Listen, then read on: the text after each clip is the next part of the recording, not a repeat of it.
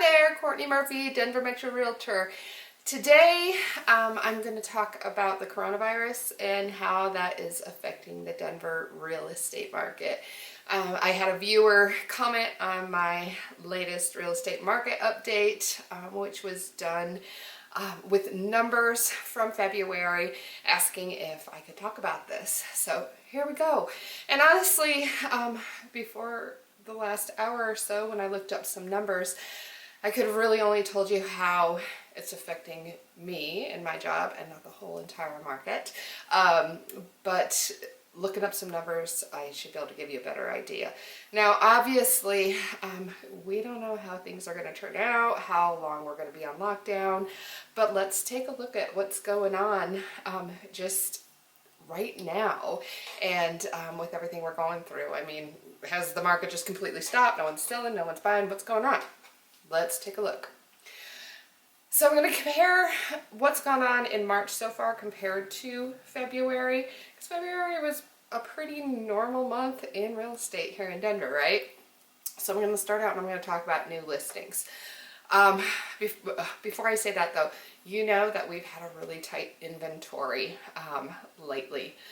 The inventory has been just getting tighter and tighter, and it's looking like in March it's even tighter. So let's just get going. New listings. In February we had 5,122 new listings come on the market, and what I did for this video and was break things down by day so it can give you a better idea.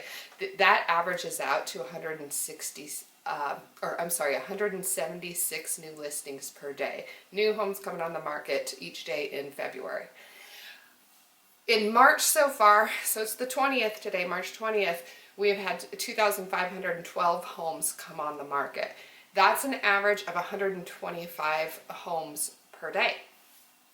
So obviously you can see we went from 176 homes coming on the market in February down to an average of 125 per day.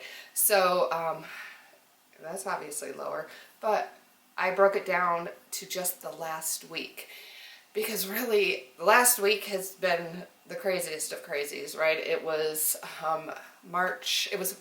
Wednesday, March 11th, that Trump came and that on the TV that evening and gave his speech talking about the travel restrictions from Europe. Right after that, those few days and into the weekend is really when everybody was rushing to the stores to stock up, which really doesn't seem to slow down too much since then. But so there's been a lot of action going on in a little over a week. But new listing wise, we had 1,334 homes come on the Denver market in the last week, in the last 7 days. That is averaging out to 190 per day. So that's actually surpassed what the average number that we had of new listings in February. I want to talk about withdrawn homes, because I never talk about this in any of my updates. In withdrawn homes, that means you had your house on the market and you decided to pull it off for whatever reason. It wasn't a good time for you to sell it. We definitely saw an increase of that in March. In February, we had 187 homes withdrawn from the market. That's an average of about 6 per day. In March, we've had 345 homes withdrawn. That's an average of 17 per day, so more than double homes withdrawn off the market in March. I broke that down by week as the last week as well, and the majority of those 345 homes that have been withdrawn, majority of those have been withdrawn in the last week. So 220 homes have been withdrawn off the market in the last week. That's an average of 31 per day. And typically March is not the time that you're seeing a lot of homes being withdrawn from the market, because we're moving into that spring selling season in a normal year, right? So a lot of times you'll see homes withdrawn during the holidays, things like that. But we're having an increase of homes coming off the market here, and probably a lot of people, if you are immune compromised or a senior citizen, maybe it is not worth the risk to have people coming through your home and looking at it, which makes a lot of sense, right?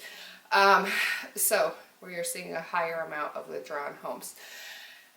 Let's talk about under contracts. Since we talked about our people listing homes, let's talk about our people buying homes.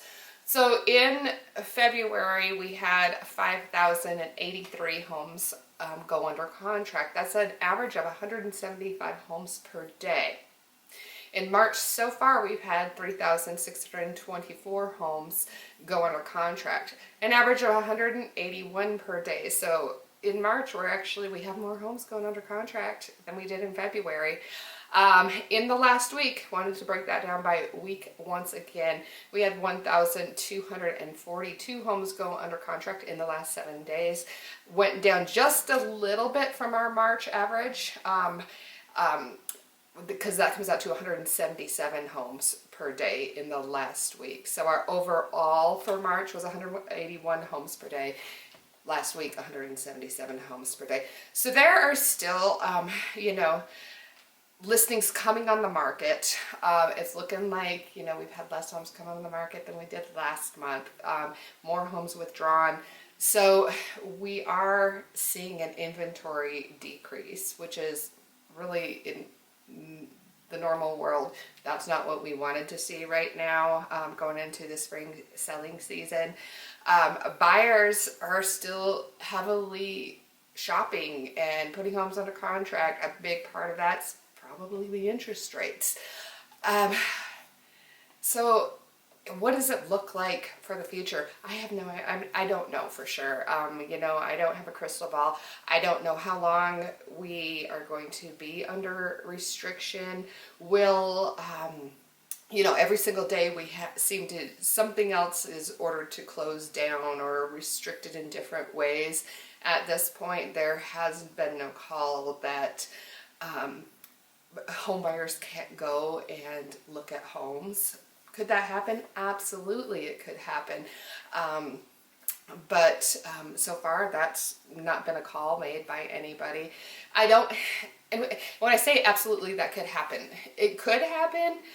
I think that our leaders are trying to make wise decisions to not only protect us, but also to protect our economy. And obviously, if people aren't able to go look at homes, then it's going to put a halt to our housing market.